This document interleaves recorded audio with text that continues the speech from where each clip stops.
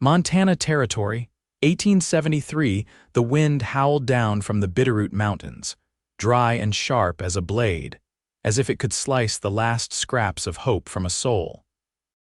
Brielle Evren stood on the edge of the general store's porch, her arms wrapped tight around her threadbare shawl, her boots dust-caked and worn near to splitting at the sole.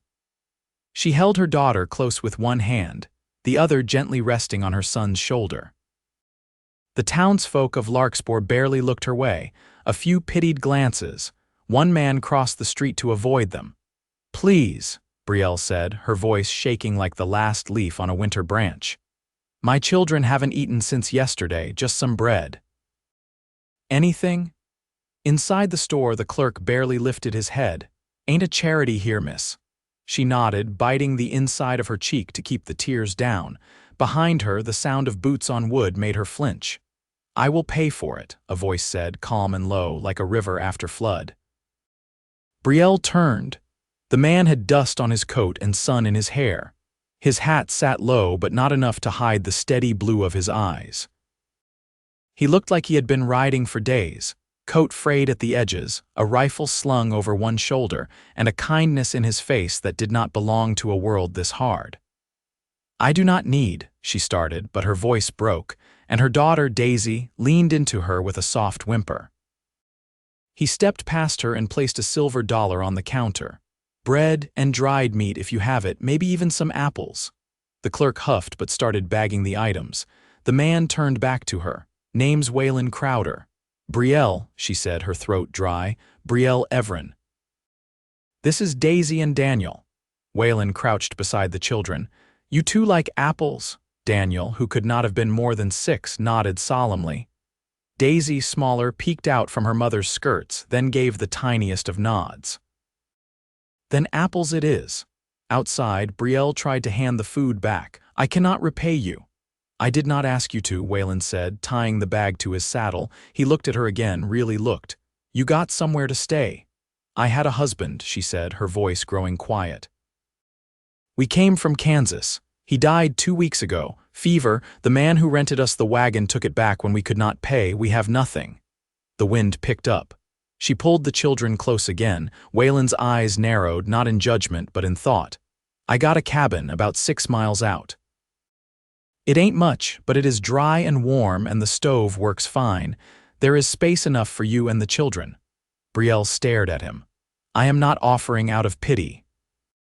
I am offering because no one should be left standing in the cold with hungry children." She hesitated, her hands tightening around the children. "You can ride my horse, I will walk. I do not know you." "No, ma'am," he said. "But you will." They rode out under a sky streaked gold and purple, the sun dipping behind the pines. The children clung to her as she sat stiffly on the saddle while Waylen walked beside them, quiet and steady. His cabin was tucked into the trees, smoke curling from the chimney. It was simple: one room, a loft overhead, a stove in the corner, a narrow bed, a table, and a few chairs, but warm. Safe. Waylen held the door open. "You sleep up in the loft," he said. "Children too, I will take the floor." She looked at him again, still waiting for the catch, the price. But there was none. That night the children fell asleep quickly, bellies full for the first time in days. Brielle sat near the stove, her hands wrapped around a tin of tea he had warmed. "You are alone?" she asked. He nodded. "Been that way a long while. And you just help strangers like this," he shrugged. "I saw a mother begging for bread, and I could not walk away." She looked down at her tea. "I do not know how to say thank you in a way that feels enough." "You already did," he said gently. The silence stretched, but it was not awkward. It felt like something settling, something real. Over the following days, Brielle helped clean the cabin, mended old shirts, cooked what little they had. The children played outside, their laughter echoing through the trees. Waylen fixed the roof, chopped wood, and showed Daniel how to tie knots. The boy followed him like a shadow. One evening, Brielle stood on the porch. The sky was pink and soft. She watched as Waylen returned from hunting, a rabbit slung over his shoulder. He handed it to her. "Thought you might want to cook something fresh." She looked at him, her eyes bright. "You keep doing this." "What?" "Giving without asking for anything back." Waylen leaned against the post beside her. "I do not want anything back, Brielle." She looked away, then said, barely above a whisper, "I have not felt safe in a long time. You are safe now." She turned to him. "Why are you like this?" "Because I know what it is to be alone, to want someone to stay." Her throat tightened. He saw it. The next morning she stood in the kitchen, hands trembling slightly. "I need to go into town," Waylen said, pulling on his coat. She nodded. At the door he paused. "Do you want anything?" She hesitated. Then her voice broke just a little. "Bread." He turned. His eyes softened. "Ask me for forever instead." Brielle froze. He stepped closer. "I know it is sudden. I know you have been hurt, but I have watched you care for your children, watched you fight to keep going when most would have given up. You make this place feel like a home." Her eyes filled. "I do not know if I can love again. I will wait. I will be right here as long as it takes." She stepped forward, her hand brushing his chest. "Do not wait too long." Waylen reached up, gently touching her cheek. "I already love you, Brielle." She smiled, tears slipping down her face. "Then you already have forever." And in that quiet cabin, surrounded by pine trees and soft snow, something whole and good began to grow. By late March, the drifts had thinned along the ridgeline, and the creek behind the cabin began to stir again, slow and silver beneath the ice. The thaw brought with it the first signs of green tiny shoots pushing up beside the porch where Waylen had scattered ashes from the stove. Brielle noticed them as she shook out a rug over the rail, her eyes lingering on the subtle color. It was the first green she'd seen in months. Inside, Daisy knelt by the hearth, her fingers working a bit of ribbon braid into one of her old dolls. Daniel, barefoot and silent, sat near Waylen at the table, watching him whittle a spoon from a block of pine. "You keep your hand steady," Waylen said, nodding toward the boy's grip on the extra knife. "Let the blade do the work." "No need to rush it." Daniel didn't answer, just focused harder, his brow furrowed in concentration. Brielle saw the way he mirrored Waylen's movements, a quiet mimicry that said more than words could. That night, after the children had climbed into the loft and the lantern burned low, Brielle stayed by the stove with Waylen. She was darning one of his socks, her needle moving in slow, practiced strokes. "When did you stop expecting someone to come back?" she asked quietly, her voice barely louder than the ticking of the stovepipe. Waylen didn't look up from the leather strap he'd been oiling. "You mean my brother?" She nodded once, not pressing. 8 years ago, he said. "We were supposed to meet down near Fort Benton. He never came. Folks said there'd been a skirmish north of the Missouri, that he might have been caught in it. No one ever found his name on a list, living or dead." Brielle's hands paused in her mending. "I rode out that way 3 times, he added. "Even stayed through a winter once, hoping maybe he'd turn up. After a while, I stopped asking around. Some things you carry longer than you mean to." She looked back to the sock, her fingers moving again. "I keep hearing my husband's voice in the nights. Like he's just stepped out to fetch kindling." Waylen exhaled, slow and deep. "Does it help?" "No," she said, "but I listen anyway." They sat in the hush that followed, the fire casting long shadows against the walls. In the weeks that followed, Brielle began tending a patch of soil near the shed, her hands working the earth into rows. She bartered with a woman in town for seeds, parsnip, turnip, and a few hardy beans. She never let the children go into Larkspur alone with her. Not after the way folks had looked through her. Waylen rode into town for supplies when he could, and more than once brought back things she hadn't asked for: a spool of blue thread, a tin of honey, a pair of boots just small enough for Daisy. One morning, while she was washing clothes down at the creek, Brielle glanced over her shoulder and saw him up on the ridge, splitting cedar planks for a pen. His sleeves were rolled to the elbow, and the wood chips flew with each strike of the maul. She watched a moment longer than she meant to, then turned back to the wet shirt in her hands. That evening, after supper, she joined him outside. The air was mild and the stars had begun to show. "You're building something," she said, leaning against the porch post beside him. "Goat pen," he answered. "Thought we might keep a few come summer, give the children milk." She looked at him, her face unreadable in the dim. "You say we now." Waylen nodded once. "Feels right." Brielle folded her arms across her chest. "You ever think how strange it is, all of this?" He turned his eyes to her. "Strange?" I begged for bread. "Now I'm planting turnips and watching your boy teach mine how to carve." He didn't smile, just said, "You didn't beg, you asked because you had to." "That's not the same." She looked away, her throat tight. "I never thought anyone would see me again, really see me." "I see you." The silence stretched between them, gentle this time, like something settling deeper than words. She reached out, brushing her hand against the wool of his sleeve. "I'm still learning how to stand still, how not to brace for the world to fall again." "You don't have to rush it," Waylen said, "but when you're ready, I'll be right here." She let her hand rest there a moment longer, then drew it back. "Would you stay on the porch with me a while?" He nodded. And they sat side by side on the step, watching the stars wheel overhead, the night wrapped around them like a promise not yet spoken, but already known. By mid-April, the snow was a memory in the hollows and shadows, and the earth had softened enough for Waylen to drive fence posts into the thawed ground. Brielle watched from the edge of the garden, a woven basket tucked over her arm, as he leaned into each strike of the sledge. The sleeves of his shirt were rolled back and sweat darkened the collar. Daniel stood nearby with a hammer, tapping nails into a gate brace with focused care. She turned away before Waylen looked up, not trusting her face. The warmth between them had grown, not from anything dramatic, but from the slow accumulation of shared work and quiet evenings. Still, she hadn't spoken the words he had offered her weeks ago. Not yet. But she felt them pressing at the edges of her thoughts, like the first scent of rain on dry soil. Later that afternoon, she brought a pair of tin cups filled with boiled chicory out to the fence line. Waylen took one with a nod and sat in the grass, his back to a post. Brielle settled beside him, knees drawn up beneath her skirt. "There's a man in town," she said, staring out toward the distant timberline. "Name's Merton Calloway. He came west same year we did. My husband borrowed from him to buy that wagon." Waylen didn't interrupt. "When I passed him last week, he said I still owed him."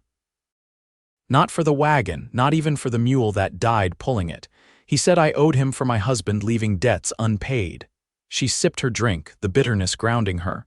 "He wants me to sign over the last of the Kansas land grant, says he'll let it go if I do."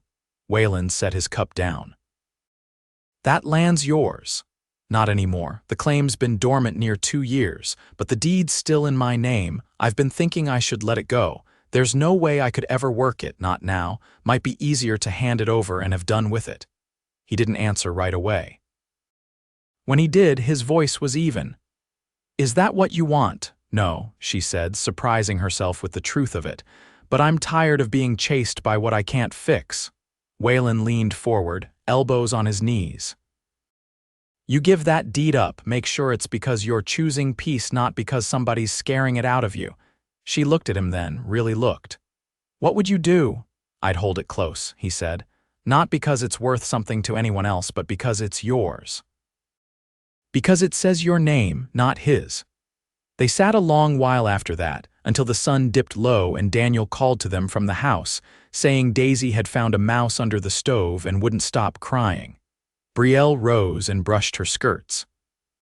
That night, after the children were asleep, she pulled the folded deed from the wooden box she kept beneath the loft ladder. She turned it over in her hands, the edges worn thin. Then she placed it back, smoothing the linen sheet over it before closing the lid. The next morning, she asked Waylen to ride with her to Larkspur. Merton Calloway stood beside the livery stable, a pipe between his teeth and a ledger under his arm. His eyes narrowed when he saw her step down from the wagon. "You bring what I asked for," he said, tapping the pipe against his boothiel. Brielle held the folded paper in her hand but didn't offer it. "I've decided not to sign over the land. You don't get to decide, Miss Evren. That scrap's tied to debt and I aim to collect." Waylen stepped forward. "You spoke your piece, she's made hers," Calloway scoffed. "And who in damnation are you?" "Someone not afraid of your shadow," Waylen said, calm as still water. You want to take this to court, you go right ahead, but you won't touch her again, not out here, not in town. Not anywhere. Calloway's face twitched, but he said nothing more. After a long pause, he turned and walked back toward the stables. Brielle didn't breathe until they were halfway back to the cabin. I would have handled it, she said, her fingers tight on the reins. I know, Waylen said. But some things don't have to be carried alone. That afternoon, she pulled the last of the wild onions from the garden bed and washed them at the creek. The children played nearby, Daisy chasing a frog along the bank while Daniel built a raft of sticks and string. The water ran clear and cold, snowmelt carrying winter away. Waylen came down from the ridge with a brace of birds over his shoulder. He didn't speak right away, just knelt beside her and helped rinse the roots. Would you ever leave here? She asked. He shook his head once. Not unless I had to. She cupped water in her palm, watching it spill back into the stream. I think I could stay if I knew it mattered to someone. Waylen wrapped the onions in cloth and stood, offering her his hand. It matters to me. She took it, her fingers slipping into his as though they had always meant to find that shape. He didn't kiss her, not yet, but he didn't need to. That evening, she lit the lantern herself, watching the glow spread across the walls. She didn't speak the words aloud, not yet. But when she looked at Waylen across the table, her heart had already answered him. The first real rain came in the second week of May, slow and steady, soaking the dirt paths until the cabin yard turned to soft mud. Brielle stood at the open door, watching the drops roll off the porch roof in smooth, unbroken lines. The garden rose drank deep, and the green there looked stronger by evening, as if the plants had been waiting for this all along. Inside, Daisy sat beside the hearth with a square of muslin and a bent needle, tongue between her teeth as she stitched crooked lines. Daniel dozed in a chair with Waylen's coat draped over him, his head tilted at a sharp angle, curls damp from the mist. Waylen was at the table, tying strips of cloth into a braided line. The trap line had been light that morning, only one hair, but he never complained. Brielle brought over a bowl of toast and lard and set it between them. You always braid rope the same way, she said, sitting across from him. Same way my mother did, he replied. She used to say a thing made steady lasts longer. Brielle pulled her shawl tighter. Did she teach you the rest of it too, the mending and carving and cooking? Some, he said. Most I picked up after she passed. You learn quick when there's no one left to do it for you. She studied his hands scarred in places, the nails uneven, knuckles thick from years of use. You ever think about what you'd be doing if things had gone different? Waylen didn't answer right away. The only sound was the rain tapping the roof and the soft creak of a chair upstairs as the children shifted.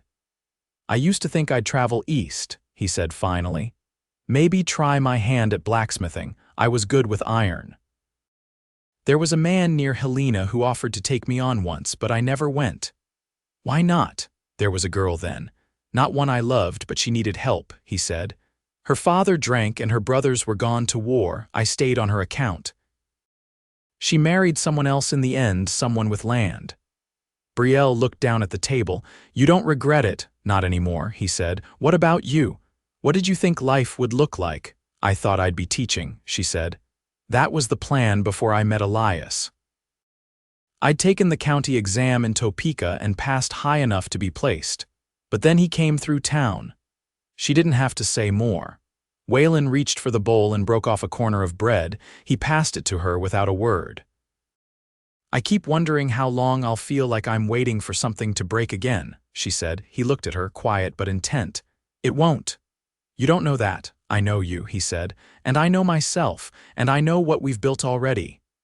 She leaned forward then, elbows on the table.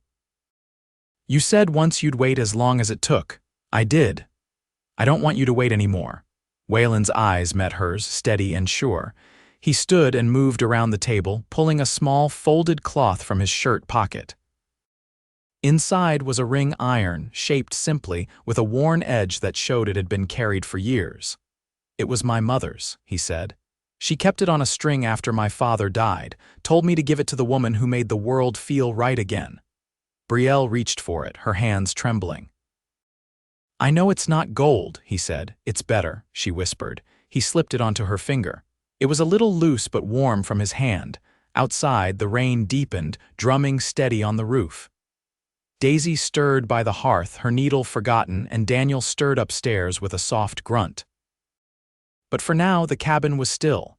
"Will you marry me, Brielle?" Waylen asked, voice low but certain. She leaned into him, her forehead resting against his chest. "Yes, I'll marry you." He held her there, not as if claiming something, but as if returning home. They married 3 days later, under a birch tree behind the cabin, with Daniel holding Daisy's hand and a traveling preacher from Larkspur reading from a worn leather Bible. Brielle wore a dress she had hemmed herself, and Waylen had shaved and cut his hair for the first time in months. No neighbors came, no music played, but the wind through the trees made a sound like a hymn, and the way they looked at each other was enough witness. That night, after the children had gone to sleep, Brielle lit the lamp and turned down the quilts. Waylen stood by the window, watching the last light fade from the mountains. She crossed the room and touched his back. "You can stop waiting now." He turned and took her hand. "So can you." And in the quiet that followed, they stepped into the life they had built together, slow-grown, hard-earned, and entirely theirs. The scent of pine smoke lingered low as summer settled fully into the valley. Corn stalks whispered against each other in the wind, and the mornings came earlier now, with birdsong threading softly through the open cabin windows. On a warm afternoon in late June, Brielle stood barefoot in the shallows of the creek, lifting her hem as she rinsed a bundle of wool she'd traded for in town. The water ran cool over her ankles, and her hair had slipped loose from its braid, curling damp at her temples. From the hill behind her, Waylen's voice carried. "That rock upstream shifted. Might be time to shore up the bank." She lifted her head, shading her eyes with one hand. "You think it'll rise again?" "It always does," he said, wading in beside her, boots sloshing. "Rain's heavier this year. Could spill the banks if it keeps on." She glanced toward the patch of young willows growing farther down the bend. "Those roots might hold." He cupped water in his hand, testing the flow. "If we brace it with timber, the current won't pull so hard." "I'll start on it tomorrow." She wrung out the wool and laid it flat on a broad stone to dry. "I can help cut saplings. I saw a stand east of the ridge." Waylen smiled, faint but sure. "You always find the straight ones first. You taught me what to look for." They walked back up the slope together, her basket swinging from one arm, his hand resting lightly on her back. Inside the cabin, Daniel was scraping a piece of slate with chalk, trying to copy the letters Brielle had shown him from her old primer. Daisy sat on the floor with a bundle of dried flower heads, stringing them into a necklace with a needle the size of her hand. Brielle crouched beside her daughter. "You've near finished that one." Daisy held it up triumphant. "It's for the fence post, like the one you made on wedding day." Waylen knelt beside them, brushing a finger over the petals. "That post still stands." "Then this one will too," Daisy said matter-of-factly. That evening, Brielle stepped outside while Waylen finished cleaning the rifles. The air was thick with the scent of honeysuckle, and the sky burned with the colors of late sun, orange, deep gold, and the faintest blush of rose. She walked to the edge of the garden where the beans had started to climb the trellis Waylen built from twisted willow. "Do you ever miss the quiet you had before us?" she asked when she heard his boots behind her. He stopped beside her. "Not once." She looked up at him. "Not even when the children fight over who gets the last biscuit." "That just means they're growing strong," he said. "And that you bake better than anyone in the territory." She laughed, a sound that hadn't come from her so easily in years. "I ran from Kansas trying to escape everything that hurt. I didn't know I'd land somewhere that healed." Waylen took her hand, rough against hers, their fingers fitting with easy familiarity. "You didn't land," he said. "You built it." Later that week, Brielle rode into town with Daniel to trade eggs and herbs. She left Daisy with Waylen, who had promised to show her how to patch the saddle blanket. At the mercantile, Mrs. Kettering behind the counter eyed Brielle's rosemary bundles with rare approval. "You dry these yourself," Brielle nodded, placing the wrapped eggs on the scale. "Hung them over the stove last month," Mrs. Kettering sniffed one. "Good cut, not too woody, folks'll pay fair." As they loaded the wagon, Daniel tugged her sleeve. "Ma, that man's watching us," she turned. Merton Calloway stood across the street, leaning on the rail outside the saloon, jaw tight with something like regret. But he didn't move toward them and didn't speak. Brielle placed her hand gently on Daniel's back. "Some men learn late.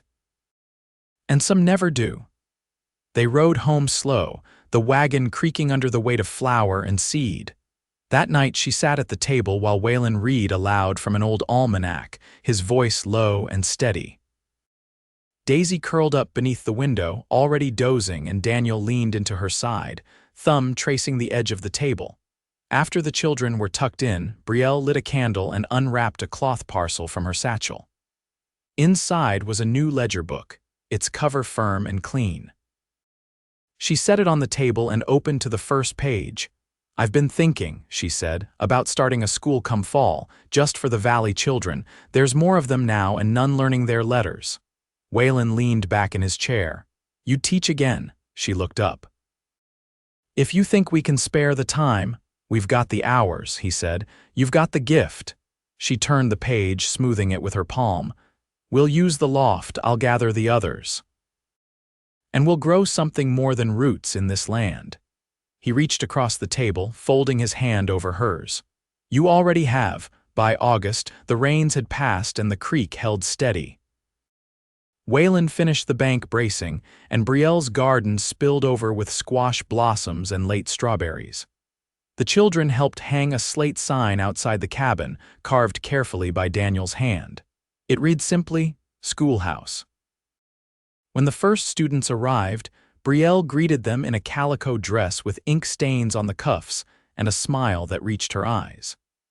Waylen stood nearby, watching with quiet pride as she gathered them into the shade and began reciting vowels in a voice clear and sure. That evening she found him behind the barn, oiling the hinges on the new coop door. "They listened," she said, breathless from the walk, "like they'd never heard a story before." He wiped his hands on a cloth. "They listened because you gave them something worth hearing." She stepped close, pressing her forehead to his chest. All of this, I never imagined it." He wrapped his arms around her, solid and warm. "You don't have to imagine anymore."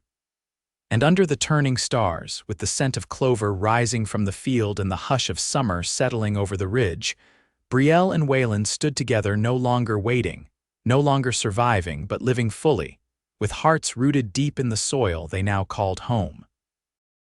Years later, when the cabin walls bore the marks of time and laughter, and the schoolhouse had grown into a second structure with benches carved by Waylen's own hands, folks passing through the valley would often stop and ask how it came to be.